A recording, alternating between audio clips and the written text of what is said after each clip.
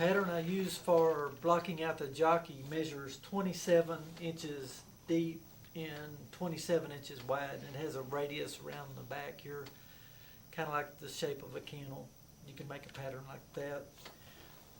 The rear housing is going right up here in the butt like this. I have to move down just a little bit because this is not real good right here at the top.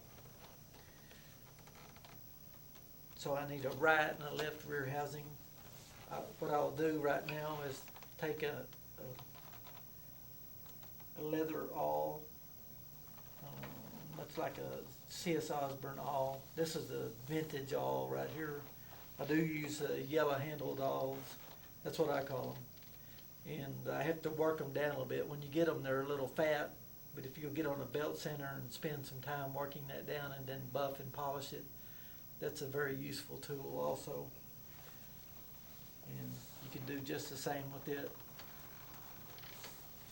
The way I block my pieces out is I scribe a line or put a heavy mark about 1/4 to 5/16 outside the pattern in case I have to make some kind of adjustment. It's a little helpful later on.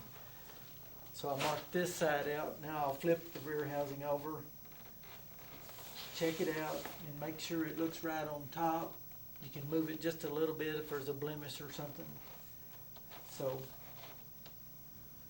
that's the way I go about marking my saddle parts out. On the jockey pattern, I go ahead and scratch right. I've got that set where I want it. I've got a little V in the middle at the back. I marked that fairly heavy.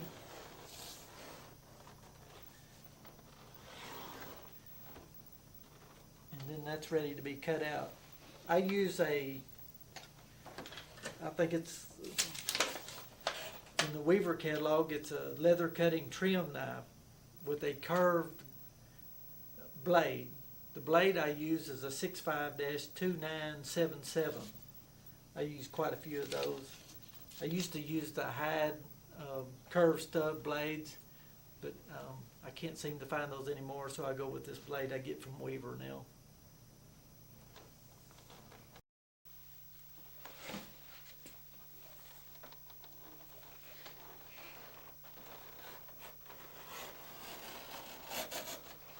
Be very careful when you're cutting towards yourself. Keep your fingers out of the way. And block all the parts out at this time. Just be careful. This leather is a little hard to cut. The grain is real tight on it. It will last for a long time. Wear real well. And it tools real good if you get into tooling.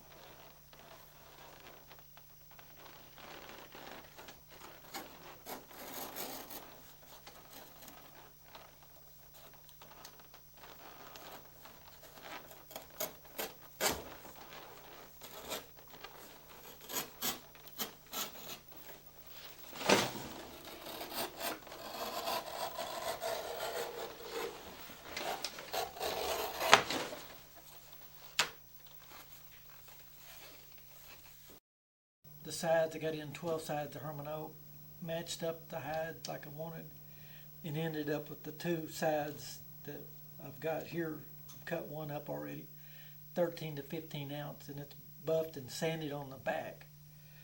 This is a pretty firm leather tight grain. Not all leathers cut the same. Different companies, the tannage will be a little different. Some will cut like butter, and then some will be firm like this. Don't get discouraged if you run into a tough hide. Just have patience and follow your line and get it cut out. And then maybe next time you'll get a little more easy, a little easier hide to cut.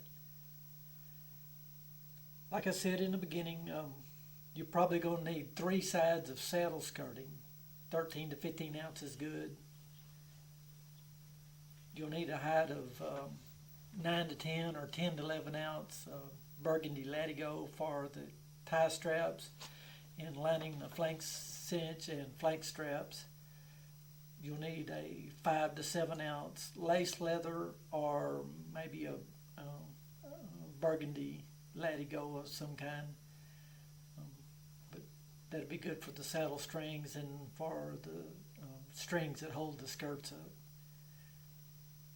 And a saddle shearling. You'll need probably about 11 square foot, good 1 inch thick golden wool would be nice. So that covers the saddle skirting, the saddle strings, the latigo, and as I think of things, I'll mention that. Okay, I've got these parts blocked out, and I'll describe where I got them. Rear housing right out of the butt of the hide. Right next to that, in the best part of the hide, the seat jockey came out. You always want to make sure that it's about the same weight so you can adjust your pattern where your seat will be even. Gullet pieces always come out of the belly, as well as the cantle binding and the strip. I've got a 2-inch strip marked that took my compasses and marked a line, and then once I get this cantle piece over to the cutout bench, well, this is the cutout bench. That's my workbench over there. Anyway, I can cut right on the line. That's really got to be straight. My skirts, the back end of the skirt goes right next to the seat jockey, usually. I pretty much always cut my saddles out like this. I know there's other ways to do it, but this is the way it's been done for a long time. The horn cap, I've got a smooth grain horn cap right there, and I've worked this around up toward a nice and soft spot in the back. It's kind of firm in the front. This is the bottom piece of our horn. This is the sandwich piece. I decided to kind of move it up in the belly. I found a firm spot in the belly, and it's soft back here, kind of firm there, and not real thick. So we'll have a nice horn cap. If I don't watch it, I'll have my lip on my horn cap will be too thick and bulky looking. We'll thin it down just a little bit. So the skirt, the front part always goes to the neck, and as far as a cowhide goes, in the butt, it is thick through the middle right here.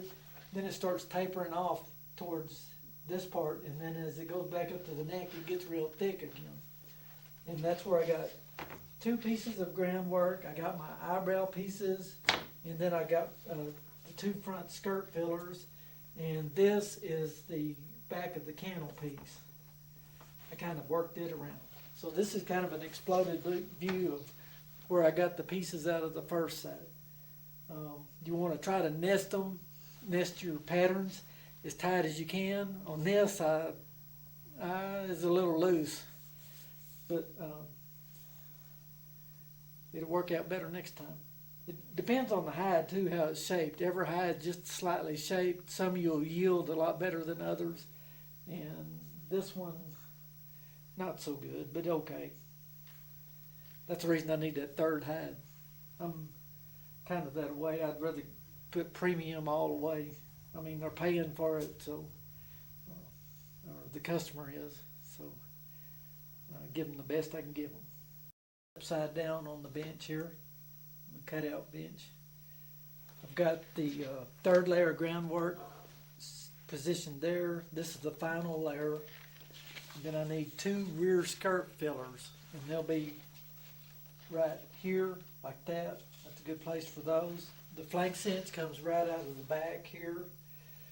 I've got the skirt positioned right here, best end at the back, a little softer at the front. This is a breast collar piece here. I think I can get that out right there. And this is the fart cover. The best part down toward the front, and then the back up in the belly that'll be tucked in through the hole.